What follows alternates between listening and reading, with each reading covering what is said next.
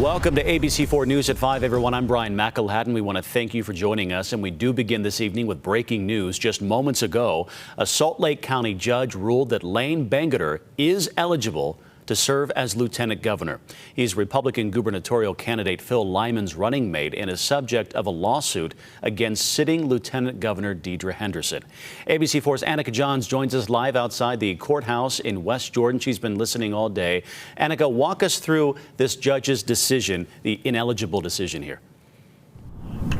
Yeah, absolutely. So just like you said, Layne Bangerter, it's been decided that he is not eligible to run for lieutenant governor in the state of Utah. Now, controversy first sprung earlier this week when a recommendation was made by a former lieutenant governor, Greg Bell, who was selected in March to be an independent advisor for the governor's race. Now, saying in consultation with legal counsel, any applicant for lieutenant governor must be a resident for 5 consecutive years prior to an election.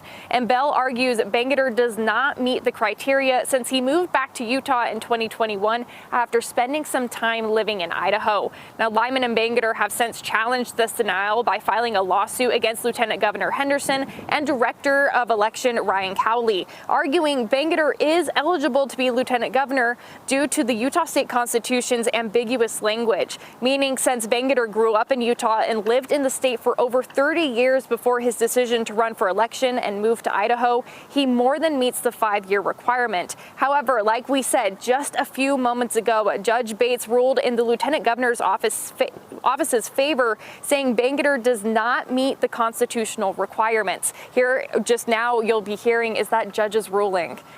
The court determines as a matter of law that Mr. Bangerter is not eligible to serve as lieutenant governor because he does not meet the qualifications that are found in the Constitution. Specifically, he has not been a resident of the state of Utah for the last 5 years. Now, this is a developing story, and we'll be continuing to keep you updated both on air and online at abc4.com. So make sure to stay tuned or to visit the website for any additional information we'll be putting out there. Reporting live from West Jordan, Annika Johns, ABC4 News.